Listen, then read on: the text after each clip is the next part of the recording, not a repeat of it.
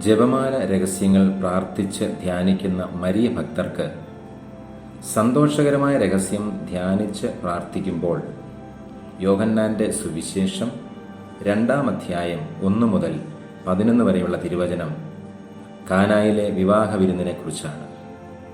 യേശു തമ്പുരാൻ തൻ്റെ പരസ്യ ജീവിതം ആരംഭിക്കുന്ന സമയത്ത് ആദ്യത്തെ അത്ഭുതം നടത്തുകയാണ് കാനായിലെ വിവാഹ വിരുന്നിൽ. ഇവിടെ യേശുവിൻ്റെ അമ്മയായ മറിയം പരിചാരകരോട് ഇപ്രകാരം പറഞ്ഞു: അവൻ പറയുന്നത് പോലെ ചെയ്യുക. സന്തോഷകരമായ രഹസ്യത്തിലെ കാനായിലെ വിവാഹ വിരുന്നിൽ മറിയത്തിൻ്റെ പ്രഖ്യാപനമാണ് അവൻ പറയുന്നത് ചെയ്യുക.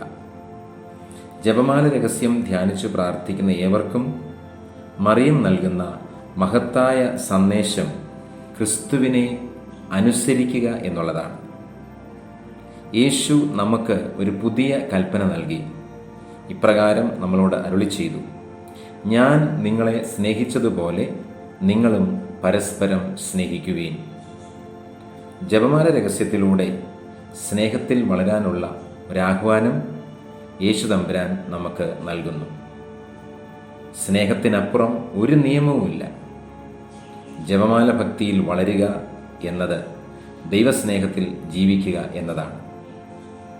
ജപമാല ചൊല്ലുന്ന ഹൃദയങ്ങളിൽ നിഷ്കളങ്കവും നിർവ്യാജവുമായ സ്നേഹത്തിൻ്റെ അലകൾ ഉണ്ടാകണം.